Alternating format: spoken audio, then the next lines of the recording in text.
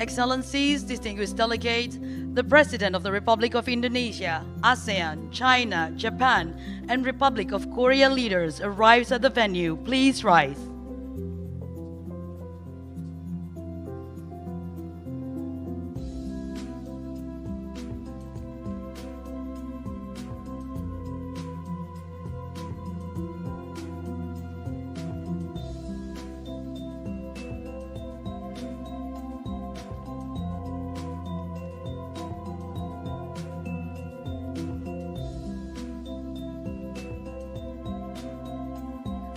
Please be seated.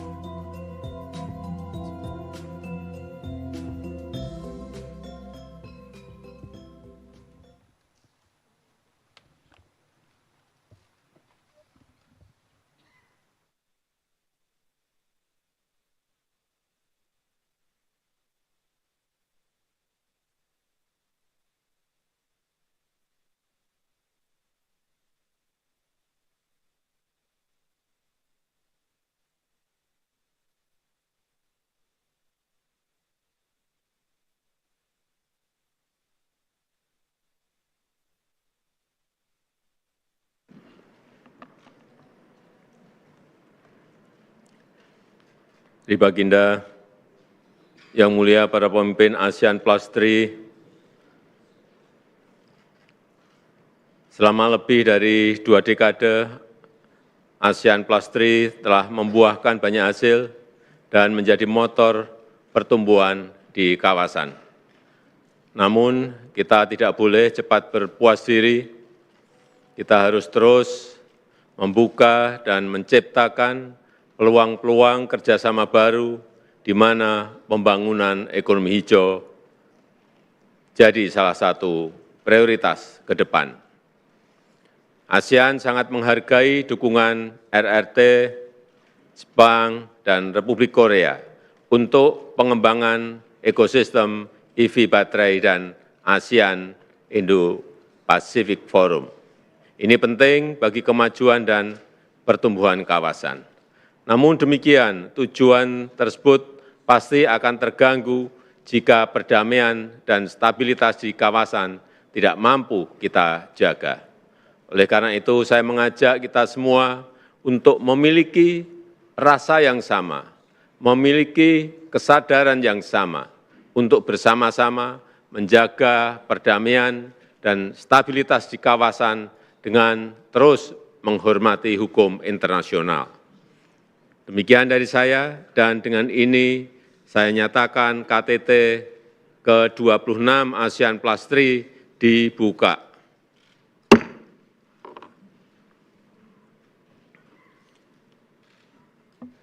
Selanjutnya saya mengundang Yang Mulia Yoon Suk Yeol, Presiden Republik Korea selaku Koordinator Plus 3 untuk menyampaikan pidato pembukaannya. Yang Mulia, saya persilahkan. 조코위 대통령님. Your Excellency President Joko Widodo of Indonesia, esteemed heads of state and government, it is my great pleasure to join all of you again at this year's summit, at ASEAN Plus 3 Summit. First and foremost, I would like to thank President Joko Widodo for the excellent arrangements and warm hospitality. This is a special year in the journey of ASEAN Plus 3. Last year marked a successful close of the 25-year journey since the launch of APT, and this year marks the beginning of a new 5-year cooperation work plan. It, therefore, is a high time to build a new framework for future cooperation. Honorable leaders, ASEAN Plus 3 is a more evolved partnership mechanism guided by the vision of an East Asian community. And at this juncture, we should inject fresh momentum to bring about a turning point in the ASEAN Plus 3 if we were to realize this vision. Back in 1997, when East Asia was mired in the financial crisis, the leaders of ASEAN and the 3 countries, namely Korea, Japan, and China, agreed to join hands in solidarity and collective action to overcome this crisis. That's how APT came to its being. Today, the world is faced with a poly-crisis entangled by geopolitical rivalries, climate crisis, and much more. Overcoming these challenges and contributing to ASEAN's development on its path to becoming the epicentrum of growth requires a renewed sense of determination. In particular, we must facilitate cooperation among South Korea, Japan, and China, which form the foundation for the development in ASEAN. As the chair of the 9th ROK Japan-China Summit, and as the country coordinator representing the three nations within ASEAN Plus 3, the Republic of Korea is committed to playing an active role in these efforts. We plan to engage in close communication with Tokyo and Beijing to expedite the resumption of trilateral mechanisms, including the South Korea-Japan-China Summit in the near future.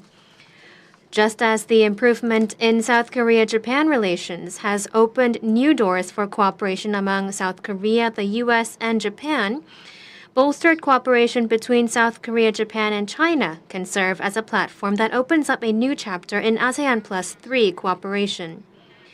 If ASEAN Plus 3 comes together in unity, it has the potential to contribute not only to ASEAN's development, but also to the freedom, peace, and prosperity of the Indo-Pacific region and the wider world. I hope that today's gathering can take us one step closer to realizing that vision. Thank you. Selanjutnya, saya mengundang Next. Yang Mulia Fumio Kishida, Perdana Menteri Jepang, untuk menyampaikan pidato pembukaannya. Yang Mulia, dipersilahkan.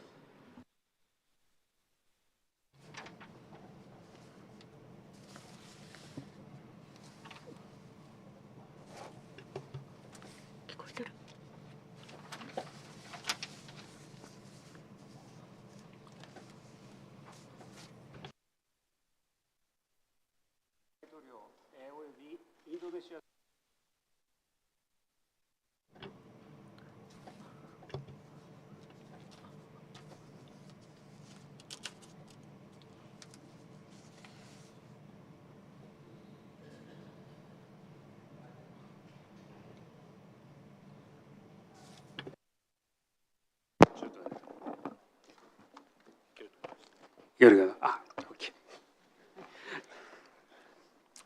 Sorry. I would like to express my heartfelt appreciation to our host, President Joko Widodo, as well as the government of Indonesia. I would like to also welcome participation of Prime Minister Guzman of Timor-Leste as an observer. The international community is at a turning point for the era. The world is facing multitude and complex crisis of climate change, global health issues, as well as Russian aggression against Ukraine. As we see the structural changes happening in the international community, in order for the Indo-Pacific region to be the epicentrum of the growth, it is indispensable to maintain and strengthen free and open international order based on rule of law. ASEAN Plus 3, starting with coping with the Asian financial crisis in 1997, we have been able to effectively respond to the global crisis of COVID-19 expanding. Japan is committed to the initiatives under the ASEAN Plus 3. We have been actively promoting concrete cooperation in various areas, including finance, food security, as well as health.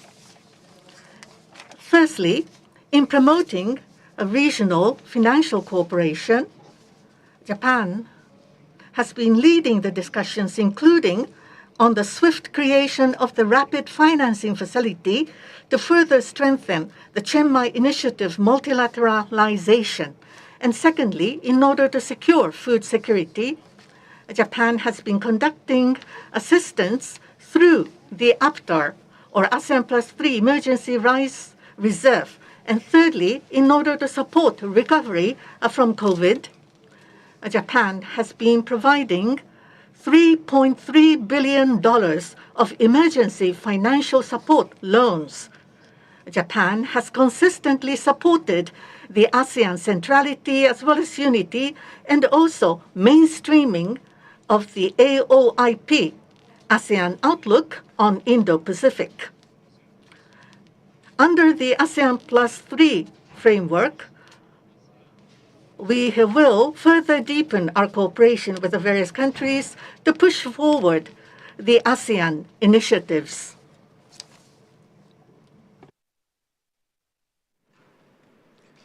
Terima kasih Yang Mulia. Selanjutnya saya mengundang Yang Mulia Premier Li Qiang, Perdana Menteri RRT untuk menyampaikan pidato pembukaannya. Dipersilahkan. Your Excellency President Joko Widodo, colleagues, it is a great pleasure for me to join friends old and new at the ASEAN Plus 3 Summit. I wish to thank President Joko Widodo and the Indonesian government for the thoughtful arrangements made for this meeting.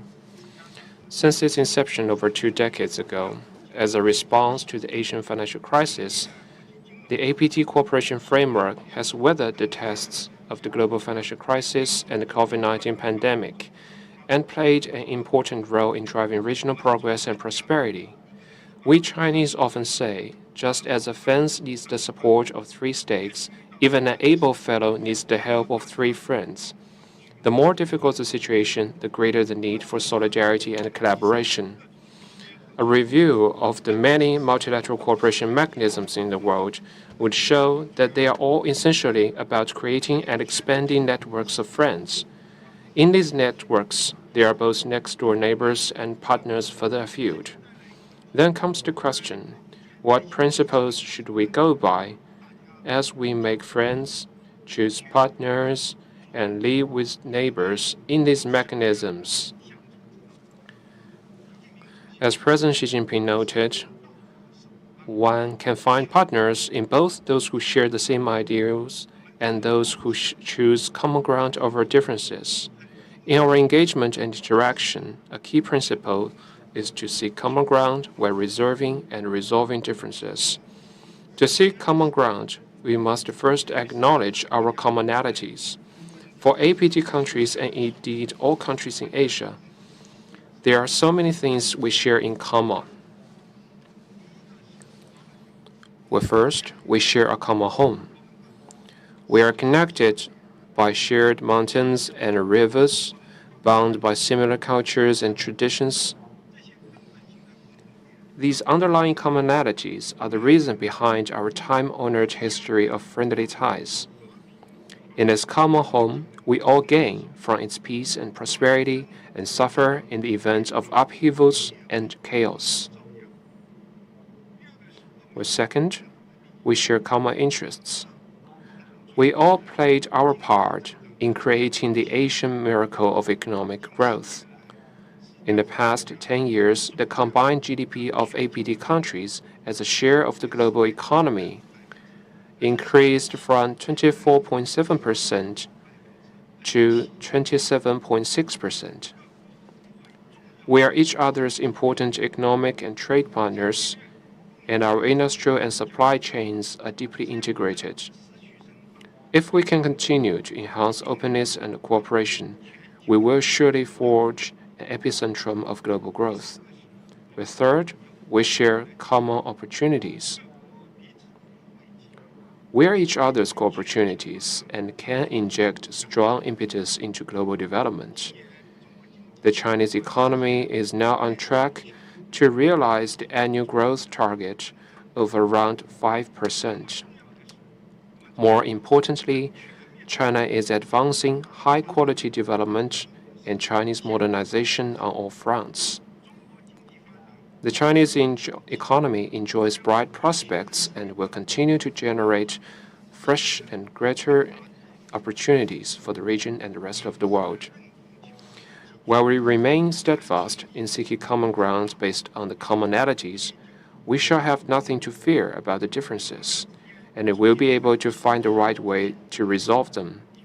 Disagreements and disputes may arise between countries due to misperceptions, diverging interests, or external interferences. Whatever the cause, it is vital to face the issues squarely, remove misunderstandings, and keep the differences in check. Facing up to the problems is a prerequisite for finding solutions, whereas an ostrich policy would only make things worse. The most effective way to clear up misunderstandings is to strengthen exchanges and increase mutual understanding and trust through sincere communication.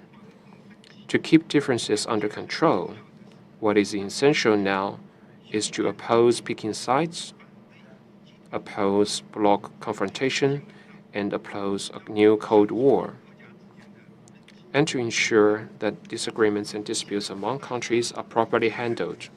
Our meeting and discussion here are actually a concrete action in seeking common ground and resolving differences. We need to bear in mind the larger interest of peace and development in Asia, approach the commonalities and differences between countries in the right way, and make the foundation of APT cooperation even stronger. We should work in concert to meet various types of risks and challenges, promote development, prosperity, and stability of our region, and build an Asian community with a shared future. That concludes my opening remarks. Thank you. Terima kasih Yang Mulia.